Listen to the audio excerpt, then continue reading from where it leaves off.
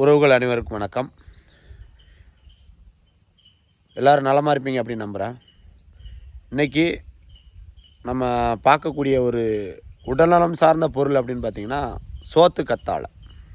சோத்து கத்தாழை அது நீங்களே கொஞ்சம் பாருங்கள்.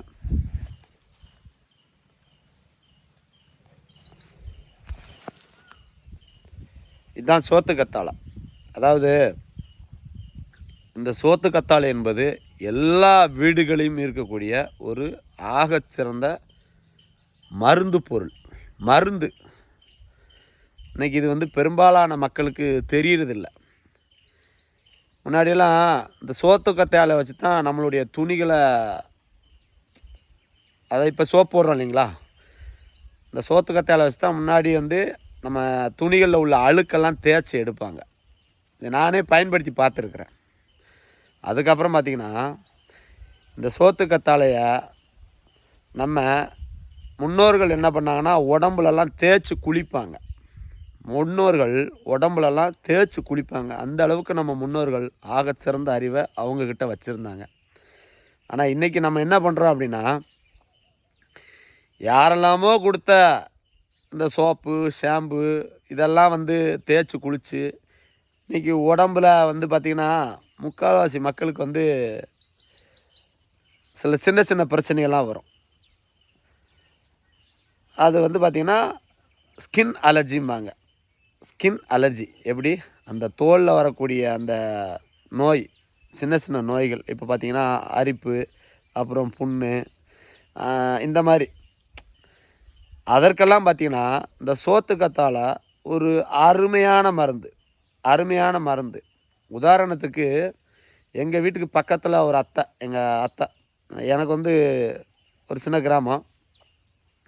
பக்கத்து வீட்டில் ஒரு அத்தைக்கு பார்த்திங்கன்னா வயசு கிட்டத்தட்ட ஒரு 80 வயசு இருக்கும். ஒரு 6 மாதத்துக்கு முன்னாடி, 6 மாதம் 1 வருஷம் இருக்குன்னு நினைக்கிறேன், உடம்பெல்லாம் புண்ணு, ஒரே புண்ணு, கடுமையான புண்ணு. அதாவது இடுப்புக்கு மேலே அவங்களால அந்த ஆடையை உடுத்த முடியல, ட்ரெஸ்ஸே போட முடியல, அந்த அளவுக்கு புண்ணு. அவங்களால வெளியே வர முடியல, வெளியே வரல. அப்போ நான் என்ன கேட்குறேன்னா, எங்கள் அம்மாட்ட கேட்குறேன், அவங்கள எங்கேம்மா ஆளையே காணும்போது, ஏன்னா அவளுக்கு உடம்பெல்லாம் புண்ணு, வீட்டை விட்டே வெளியே வரல அப்படின்னு சொன்னோடனே நான் அவங்கள போய் பார்க்குறேன். பார்த்தா எனக்கே ரொம்ப வருத்தம். அப்போ நான் கேட்குறேன், எதுவும் மருந்து நீங்கள் எடுக்கலையா அப்படின்னு ஒரு கேள்வியை முன்வைக்கிறேன்.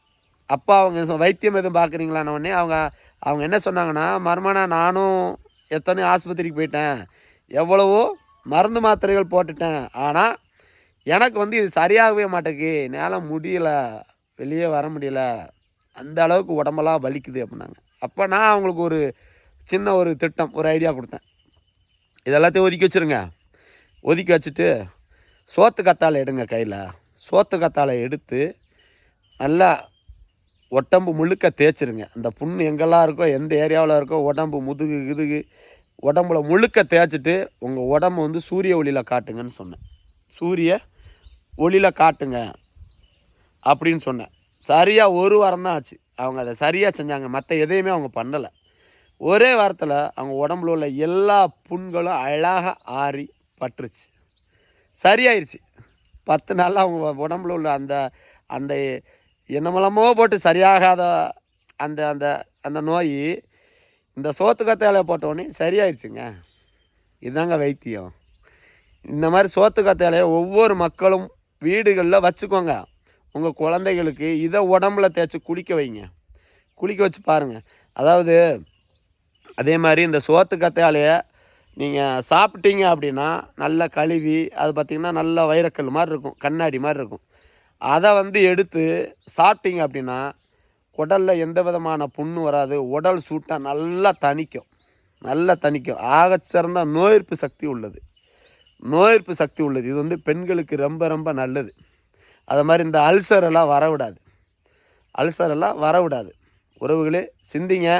ஒவ்வொரு வீடுகளுக்கும் ஒவ்வொரு சோத்து கத்தாழையை வச்சு உங்களுடைய உடல் நலத்தை பராமரித்து கொள்ளுங்கள். நல்லது. நன்றி, வணக்கம். விவசாயி பாலா.